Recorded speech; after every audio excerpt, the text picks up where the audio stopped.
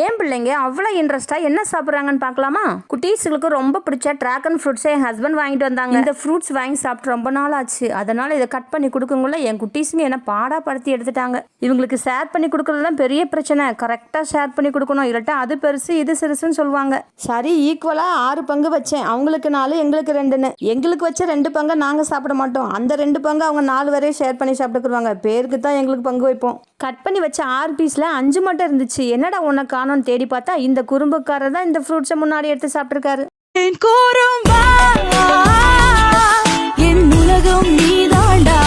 இவங்க பண்ணதை பார்த்தது எனக்கு என் சின்ன வயசு ஞாபகம் தான் வந்துச்சு. எங்கப்பா சாத்தூர் சேவு வாங்கிட்டு வந்தா நாங்கள் 6 பிள்ளைங்க, அப்பா அம்மாவோட 8 பேர். 8 பங்கு வச்சு ஃபர்ஸ்ட்ல 6 பங்கு வேமா காலி ஆயிடும். அப்பா அம்மா 2 பங்குக்கு 6 பேர் சண்டை போட்டு அந்த 2 பங்கை ஷேர் பண்ணி எல்லாம் சாப்பிட்டுக்குருவோம். அன்னைக்கு நான் பண்ண சேட்டை இன்னைக்கு ஏன் குழந்தைங்க செய்யறாங்க நினைச்சாலே சிரிப்பு தான் வருது. எனக்கு அன்னைக்கும் சரி இன்னைக்கும் சரி எங்க ஊர் சாத்தூர் சேவுனா எனக்கு ரொம்ப பிடிக்கும். லாஸ்ட் வீக் அப்பா அம்மா என்னை பார்க்க வந்திருந்தாங்க, சேவு வாங்கிட்டு வந்தாங்க. நீங்களும் சாத்தூர் சேவு சாப்பிட்ருக்கீங்களா? உங்க ஊர்ல ஃபேமஸ் ஸ்நாக்ஸ் என்ன அப்படின்றதையும் கமெண்ட் பண்ணுங்க.